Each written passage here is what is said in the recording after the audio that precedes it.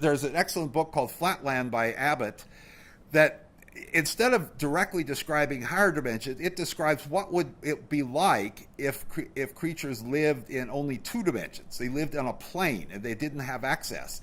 And then it talked about these creatures, for example, suppose these creatures on a plane, suppose there was a sphere from the third dimension, and this sphere passed through the plane.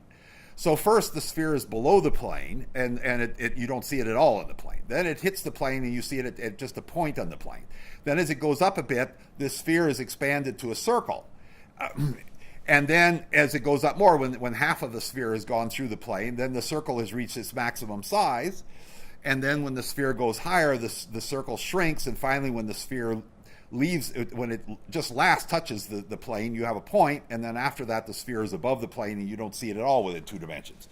So something like that can maybe say, well, how might we see effects from higher dimensions within our three-dimensional space? But I don't have good ways of visualizing it. In fact, I must admit, I have a hard time visualizing things in more than two dimensions. Whatever I can put on a piece of paper, I could draw diagrams on a piece of paper, I could draw diagrams on the blackboard that are two-dimensional.